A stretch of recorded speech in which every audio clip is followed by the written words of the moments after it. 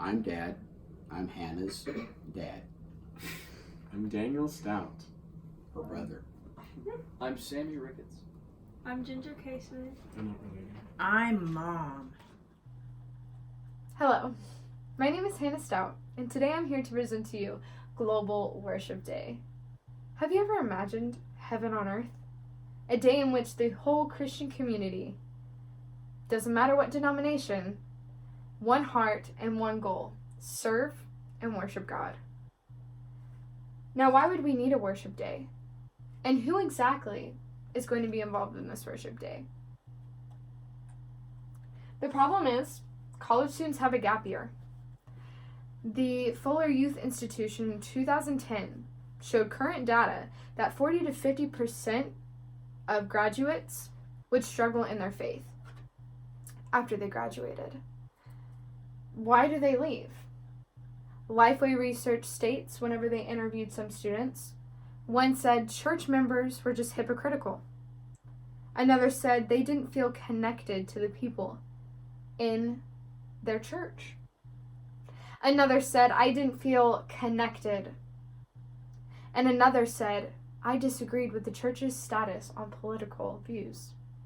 This is an issue because Christian faith is about community and not the hypocrisy.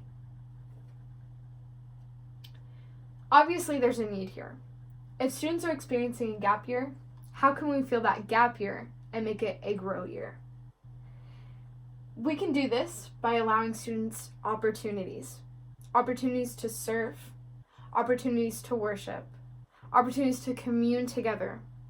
And overall, at the end of this whole year and grow year, they can have a global worship day.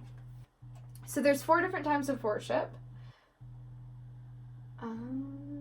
And what would it look like? The 4 different types of worship are serving, tithing, worship, and reading scripture. First, we're going to go over serving. Serving is whenever you go out of your comfort zone to go and help somebody else. So teams will be formed, and often the team leaders will be teachers or those who have experienced Global Worship Day before.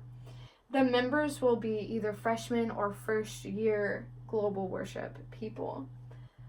Those being served will be in the community, because community comes first, especially in the Bible. It says to start in your community and then go out. As I said, here it says donations. So often whenever you go and serve a community partner or person, they will want to donate to your cause. So team leaders will take those donations and give it into the funding for Global Worship Day. So then we go into tithing, kind of like a donation, but tithing is a purposeful giving to grow. Whenever you give into a purpose, you're allowing Global Worship Day to grow. And tithing, again, will be taken only by leaders and at worship services, small groups, things like that, through trusted, trained leaders.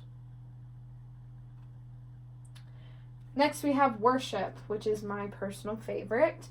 This is serving, or a service of surrendering to Christ. Basically, this will be a worldwide event. That's the idea.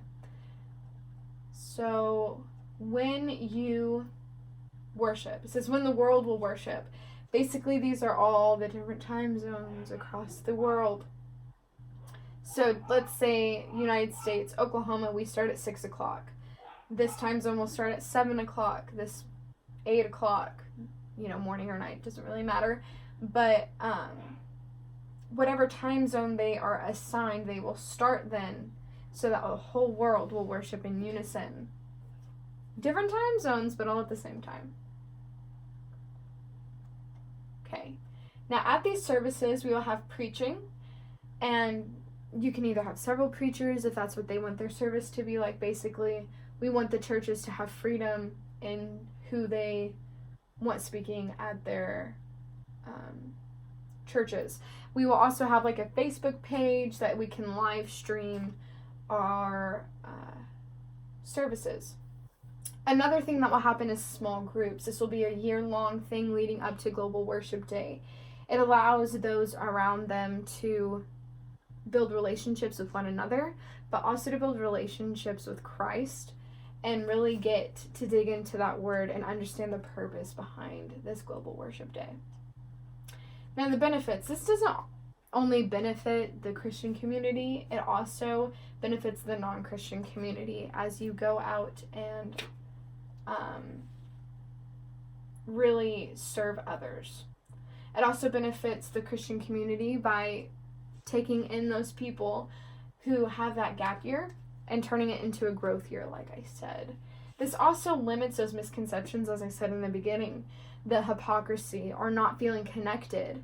It also allows them to understand why Christians have their political views and the biblical base behind it whenever they have these opportunities to serve, be in worship, have a small group, and things like that. Now, the next step, this is all an imaginative process, right? It's not yet a reality. But I challenge each and every one of you to start talking about it. Because once we start talking about it, it allows a reality to happen. It allows something that's imaginative to turn into reality. And my dad always told me, when you give your boss a problem, bring the solution. I brought you a problem, and I brought you a solution. It's now our turn to turn it into action.